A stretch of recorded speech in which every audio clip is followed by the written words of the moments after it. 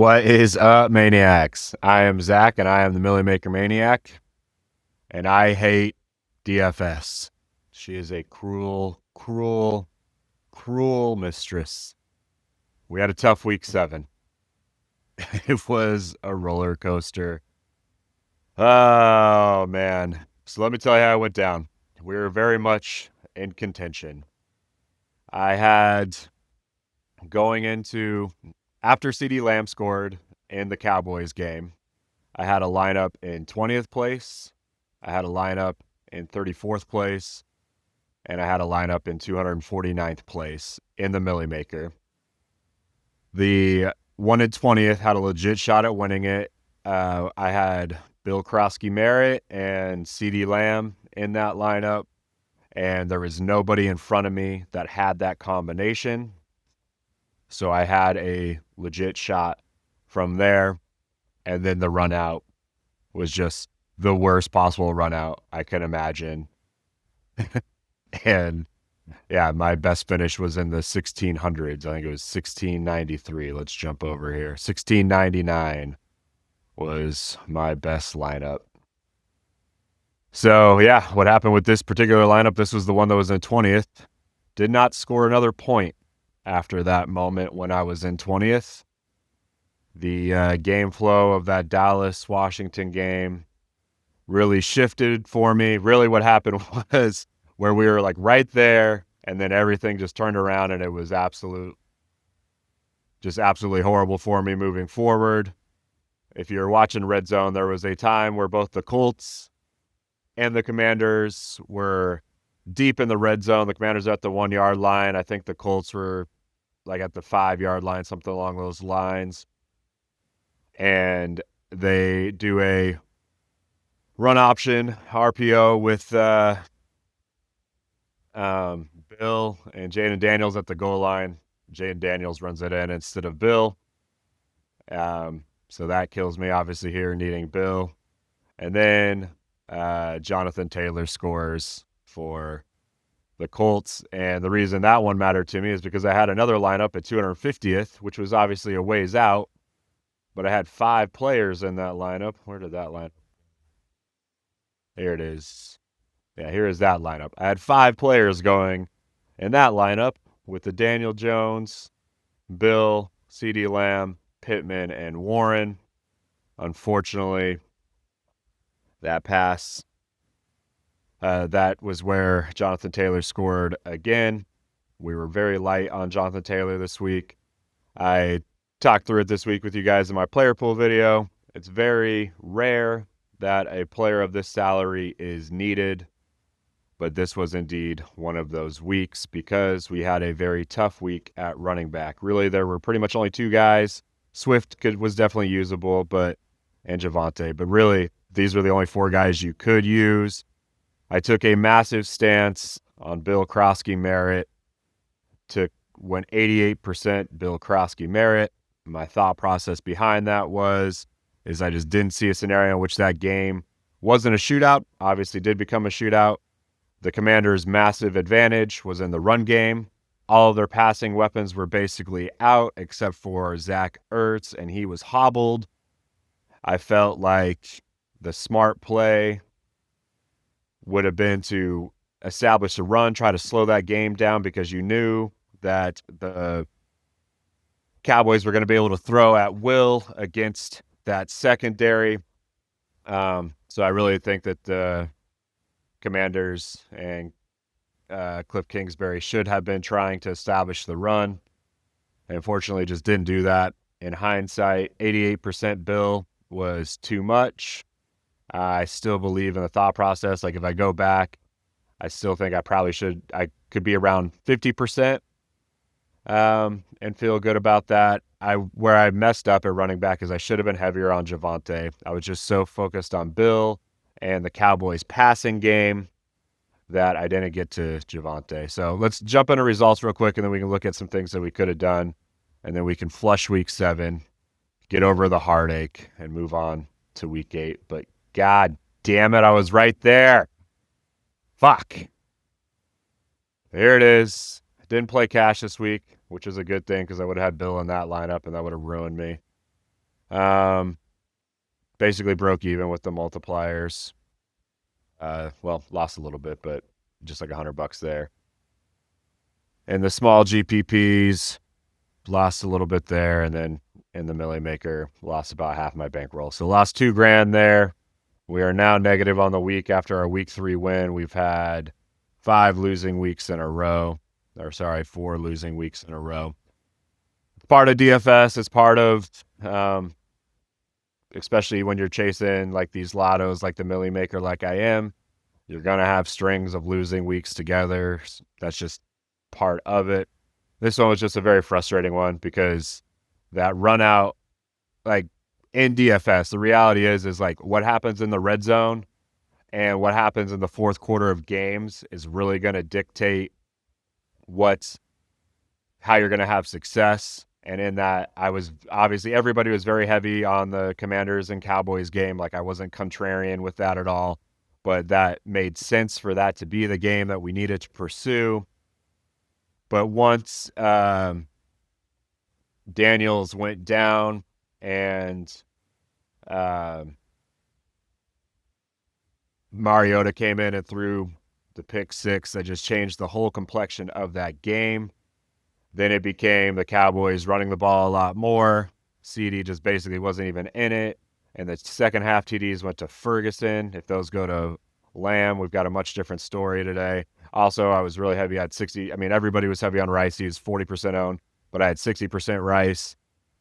He had a touchdown basically taken away because of a false start where they ran a little trick play with Gardner Minshew. So this number could have been a lot higher. CD would have been a lot higher if Daniels doesn't go down. And then you have Chris Rodriguez scores a touchdown. Like that kills me. Like I really should have had, with how the morning played out, like I nailed the morning slate. We were all over it. Really should have had a minimum of $5,000 profit this week as we were going into the fourth quarters of the afternoon game. And then the Broncos score 44 freaking points in in the fourth quarter. As a Broncos fan, that part was dope, but as just like, this shouldn't have happened. There's no reason that Dart should have thrown that interception early in the fourth quarter. They should have just been running the ball and chewing clock, but they made a horrible mistake, and that gave the Broncos life. And the refs didn't help either with the phantom roughing the passer call that let both quarterbacks get back on the field and go and score touchdowns. So, yeah, that did not play out well. Put this on Do Not Disturb. But, yeah, I mean, that's how it played out. Obviously, that's part of DFS. I did have a good amount of Herbert as the week went on, learned more about the injuries in the Colts secondary. I did think Herbert was more in play. I built roughly, I think it was 15 lineups that I built with Herbert, but I was really, really, really heavy on QJ, so that was my miss, and I didn't build a single Gadsden lineup. That was a miss. That was just a mistake. My 2 mistakes were not mixing in Gadsden with Herbert. And moving forward with the Chargers, I'm just going to go even ownership with those 3 receivers. Obviously, Gadsden moving forward is somebody you're going to have to mix in as well. And then the other mistake I made was not getting enough Javonte. I should have been about 30% Javonte and 50% Bill. I had a few Jonathan Taylor lineups because as the week went on, I did see scenarios in which he did have an outlier week like he did. I mean, 35 isn't that crazy of an outlier for him, but normally there's 2 or 3 guys that are cheaper that are at that same price. That just didn't, or at that same point total, but at lower prices. That just didn't happen this week. So I think I built 15 Jonathan Taylor lineups as well, somewhere in that ballpark. And my thought process was in that game is like the Colts would get out to a lead. Jonathan Taylor would be running the clock, but then Herbert would be in comeback mode, which is exactly what happened. I didn't game stack this enough. Like, I'll show you guys some of my best lineups that could have been built. Herbert was kind of the core of that game stack, the game that we should have been stacking. Like, obviously the Cowboys and Commanders game was was a shootout, but they spread it out too much. Like, we had guys that were all in top 5, but we didn't have anybody that was a top guy. So that Cowboys stack, it kind of became that scenario we talked about in the player pool video, where like worst case is it just gets spread out and there's multiple Cowboys that get 20 points. And that's exactly what freaking happened. It just got spaced out and there wasn't anybody that it was concentrated on. Like, if CD gets one more of those touchdowns and Ferguson doesn't, then like CD would have been much more usable in this range. Obviously, Devonta Smith and A.J. Brown were pretty low owned. I was only going to get to those guys with Hurts. You see, I had a couple of those lineups. My best lineup was a Hurts lineup with Devonta Smith. I don't think I ever would have got to a double stack with Hurts. Hurts was a low-owned guy for me this week. The Vikings pass D coming into it was one of the best pass defenses in the league, and the pass offense for the Eagles was lacking.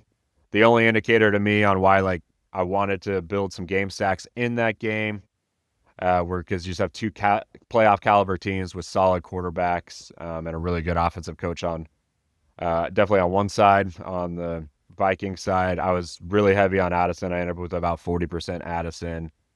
Just felt like the matchup was really good for him there, being across from Adoree Jackson a lot, where Quinyon Mitchell was going to be across from Justin Jefferson a lot. So even this lineup could have had a decent chance if I would have just put in like Javonte would have made sense to go here. I don't think I could have got to I couldn't have got to Jonathan Taylor in this lineup, but if I would have gone Jonathan Taylor and done a game stack with Rondé Gadsden here, like that would have got me into the top 10, but that would have been a little bit hard. I wish I would have done more game stacking with the Colts and Chargers game and excluded that Cowboys game. Like, in future weeks, one thing that we just need to be aware of is we talked about it, but we talked about like if the Cowboys game didn't go off, or if it was a scenario like this. I just didn't see a scenario where like it couldn't go off just because those defenses were so bad and those offenses were both so prolific. The thing I should have saw was the Cowboys routing them because of all the injuries on the Commander side. Obviously, we couldn't predict Daniels going down, but we could have predicted them struggling with all the injuries they had on offense, and then the Cowboys just having a performance like they did where it was kind of spread out, and Williams, they get out to an early lead with the passing game and then run the ball in the second half exactly like they did. And if that scenario played out like it did, there's plenty of scenarios where we didn't need that game, and then we get a lot of leverage on the field if we're right on that. I pretty much had a Cowboy and a Commander in every lineup because I had Bill in pretty much every lineup. But if I would have got off of that, I could have got to a game stack of that Colts game and got more of this Taylor and the Allen comeback with Gadsden, with Herbert. Like this lineup here, we could have got to, like, this is a lineup that I would have built if I would have focused more on it. I was 80% Judkins, so we didn't miss there. I was heavy on 2 running backs this week. If Bill would have scored 20, I would have had a massive week. Obviously, that's not how it played out. Even if he would have got one of those touchdowns, I probably would have had a profitable week. But getting sniped by Chris Rodriguez and then Daniels getting the play at the 1-yard line, like, that's what DFS comes down to. Like, we talk about that. Like, we can see matchup advantages, but it's so much of it comes down to like who gets the ball in the red zone and do they have red zone success. And this week for the Commanders, Bill just wasn't a part of that, and that killed me. He just didn't have enough yards and he didn't get the touchdowns. I should have seen that. Like 88% on Bill was too much, even despite the really good matchup, because of all the variables of Jaden Daniels being a running quarterback, being able to do that stuff at the goal line, the likelihood that they're going to have to throw the ball a little bit more in a shootout. I still felt like the smart thing for their coaching staff to do would have been to try to run the ball more to slow that game down, especially since they had such a big advantage. That's exactly what Carolina did last week. I thought that they should have mimicked that, and they just didn't. But anyways, that's all besides the point. if I would have been game stacking this, like I had plenty of Pittman. I was about 20% Pittman.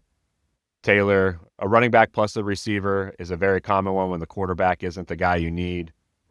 So I would have been getting there more if I would have played more Taylor. Like if I go 50% Bill and then I crank Taylor up to 30%, I definitely would have had the combination of Taylor and Pittman quite a bit.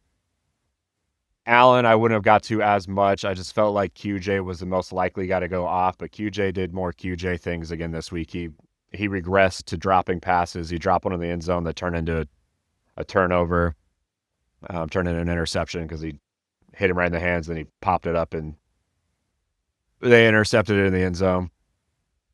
But this lineup right here would have taken down the Milly. Herbert, Allen, Gadsden. Like I like to do a receiver plus a tight end double stack, especially when it's a punt tight end. I just didn't build enough Herbert lineups to mix in Gadsden this week. That was a miss. I should have at least had a single stack with Gadsden, especially at this price point, because that would have allowed me to get to that game stack at Taylor. Most of the lineups where I put Taylor in it, I brought Chris Moore back from the Commanders as my punt play, but it was right there in front of me and I just missed it. This was just a mistake. Should have been there. But yeah, this is one that we could have built if we focused on that game stack and didn't have the Cowboys in it. Like even here, I guess we brought in one Cowboy here. Bo Nix, I wasn't building much with, but the ones that I did build with Nix was with Sutton, but then it was game stacked with Bill and the Cowboys, so we can go over and we can look at that lineup. I think it's my so here I had the double stack, but with two receivers. And then, yeah, we had the Bill, Lamb, and Ertz stack that killed us. We were 80% Browns. That was a nice hit. Gave us a real boost. The morning was just perfect. Like I hit everything in the morning, was correct on everything in the early games. And through halftime was correct on everything in the afternoon. And then it just all went to shit, which is just part of DFS. This lineup, this is one I had with AJ Brown. But again, Bill killed me. Fannin killed me here. Like obviously Gadsden there would have been nice. Single stack with Allen. This is a really nice one, but Bill kills me and Matthew Golden kills me there. Yeah, a lot of QJ. Just had so much QJ. Loved Mahomes. That game flow just, I mean, he was out the whole fourth quarter, which was a possibility, but I thought that even in three quarters that there was a chance that these two guys just went off so much, which they basically did. But the run out of the fourth quarter, the afternoon games changed all that. There's Jaden Daniels lineup, which is one of my few without Bill in it. Basically, my only non-Bill lineups were the ones with Jaden Daniels in it. Again, just missed on QJ. Loved QJ this week. Missed there. But, yeah, where is my, somewhere in here is a Bo Nix lineup. Where you at, Bo? We got a Brissett lineup cash. Man. It's tough when you get QB1 and he's nowhere near where you need to be. Here's another game stacked. I did game stack this Eagles game a decent amount. Just two good teams. Anytime two good teams are going together against each other with good quarterbacks, like that fourth quarter shootout is always a possibility. So I always want to stack those games. But we did it here. But obviously Jefferson wasn't needed. Missed on QJ. Ertz wasn't the guy either. Where is our Bo Nix lineup? There it is. Yikes. Close, but so far away with our Bo Nix lineup. Felt like Sutton was the guy you had to stack it with, or Mims. Mims would have been better. Like, I built a Bo Nix lineup that would have won here. Would have just barely taken it down. Nix to Sutton with our stack of the Chargers and Colts game. And then Quinshawn and the Browns. And then the only piece from the Cowboys game there would have been Javonte. And we could have done it with Jalen as well. We just would have had to get to Hurts. But that game stack would have, or to Taylor, I mean, that game stack would have been Hurts, Devontae Smith, and then Addison, which that was like my biggest comeback in that game was Addison. I ended up with about 30% Addison. So pretty solid on that. I honestly, I would have never got to a Hurts double stack, so I didn't even want to like build out a fake lineup. Like these were lineups that I felt that I could have got to. Really, the key is getting more to Taylor. Again, I'm always going to be below the field on these higher end price guys because this is a rare week where they score so much more than RB2 or 3 that are cheaper that you had to have them. It just happened to be that this was one of those weeks. There'll probably be 2 or 3 weeks this season that occurs. So because of that, I'm always going to be below the field on guys at this price point. This week it just didn't pay off, and when I did play him, I paired him with Bill instead of Judkins, which is painful. That hurts. It hurts me deep inside. Deep in my heart, that hurts. But our philosophy is correct when we talk about stacking, finding game correlation, and then bringing in our core plays on top of that. Quinshon Judkins was a huge core play for us. Addison was a big core play for us. The Browns were a big core play for us, and then we game stack it around those core plays, and we would have got there. Multiple lineups that would have taken down the Milly. The Milly lineup was pretty solid this week. Obviously, crazy fourth quarter to get there. Crazy run out. So, yeah, he had a Javonte and Jonathan Taylor lineup with Keenan Allen and Gadsden.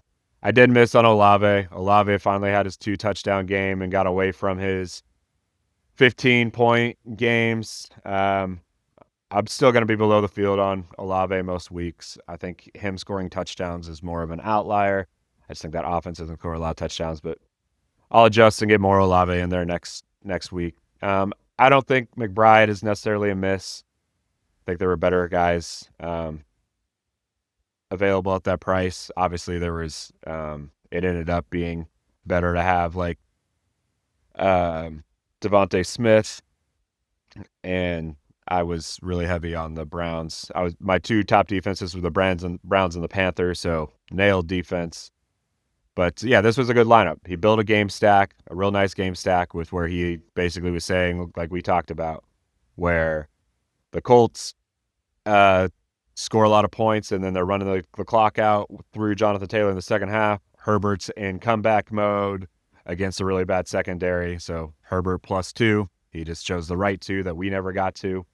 Unfortunately, we should have. Wide receiver plus a tight end is a very common one that we see week in and week out. And then he had, the standard plays mixed in among that. The core plays that the market saw were solid this weekend. Javonte, Rice, and Olave. We were lower on Javonte and Olave and lower on McBride. But yeah, he went with his core pieces around the game stack. A really nice lineup. But it would have been a lot nicer if it was ours. Well, we flush it. We move on. Next week is our week. Getting lower on funds, though. Might have to start either putting in more deposits or not maxing the Milly Maker. We'll see how next week goes. I'm going to max it again next week, but we'll see how it plays out from there. Painful week. So close. Really felt like we had a shot at it. And then just the run out was disgusting. Just gross. Like just the worst possible outcomes on where we were sitting. Where were we sitting about, with an hour left in the games, with the second witching hour red zone? It literally couldn't have gone worse for us. I cannot believe we didn't have a profitable week with where we were sitting going into the fourth quarter. But that's part of DFS. Like I said, winning at DFS is about nailing the fourth quarter predictions and the red zone predictions. And we were on it until that fourth quarter, and then we weren't. We just weren't on it. All right, my friends. I really look forward to doing one of these recaps next week where it's profitable and we're excited. I'm not being a pouty little bitch like I am today. But it wasn't the way it played out in week 7. We flush it. We move on to week 8.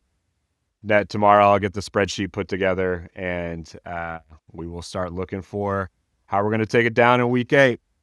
All right, my friends, have a great week. Good luck, and we'll see you tomorrow. Thank you.